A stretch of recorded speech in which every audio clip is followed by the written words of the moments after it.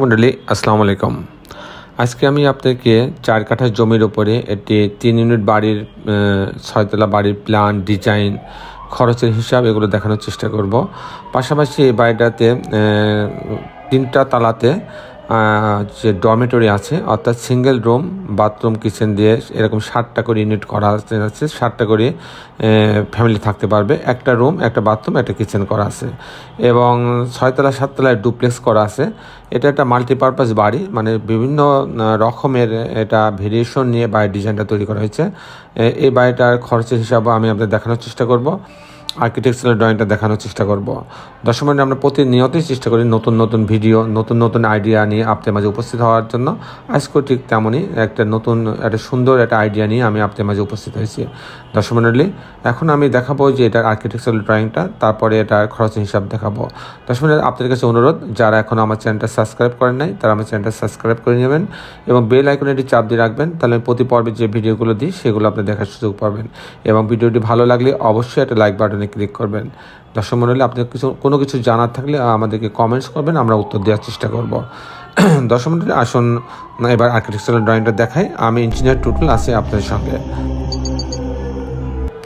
Architectural ড্রয়িংটা এরকম যে এই হচ্ছে জায়গাটা। আমি যদি প্রথম থেকে আসি, একটা বাড়ির তো অনেকগুলো এই থাকে মিলাই একটা বাড়ি হয়। যেমন এই বাড়িটা G+6, মানে এটা 6 তলা একটা বাড়ি, G+5। মোহাম্মদ আরিফুল ইসলাম, সাভার এই বাড়িটা হবে, সাভার এই বাড়িটা হবে। তো এটা এলিভেশন আছে, সেকশন আছে, এগুলো সব দেওয়া হয়েছে। তো আমি এখন এটার আর্কিটেকচারাল ড্রয়িংটা দেখাবো।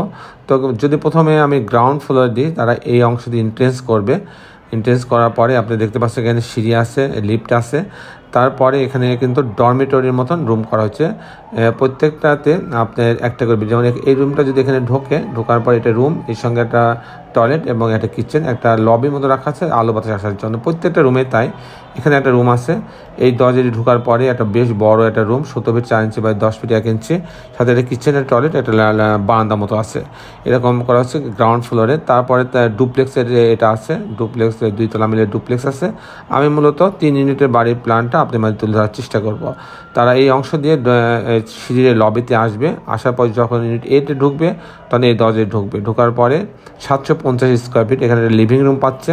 তারপরে এখানে একটু আগায় এসে একটা ডাইনিং পাচ্ছে, একটা ক্যাবিনেট রাখা হয়েছে।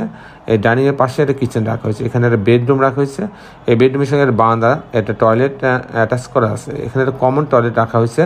আর এখানে আরেকটা বেডরুমের সঙ্গে একটা বারান্দা রাখা হয়েছে। এই হচ্ছে 2টা বেডরুম, 2টা বাথরুম, কিচেনের সমন্বয় এবং ডাইনিংয়ের সমন্বয় করা হয়েছে, মাত্র 750 স্কোয়ার ফিট।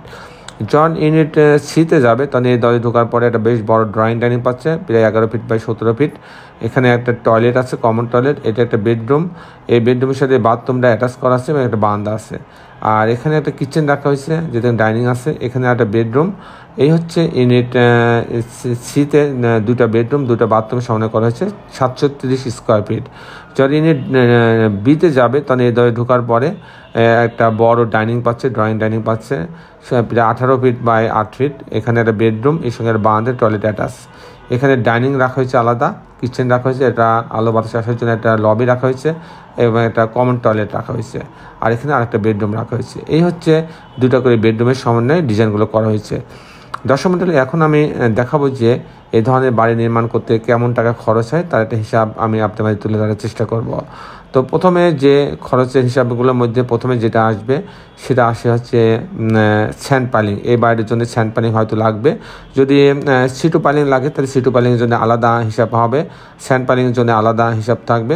সিটু পাইলিং হলে প্রতি কাঠাতে আপনার 8 লক্ষ টাকা খরচ হবে, আর স্যান্ড পাইলিং লাগলে প্রতি কাঠা প্রতি আপনার প্রায় 2 লক্ষ টাকা খরচ হবে।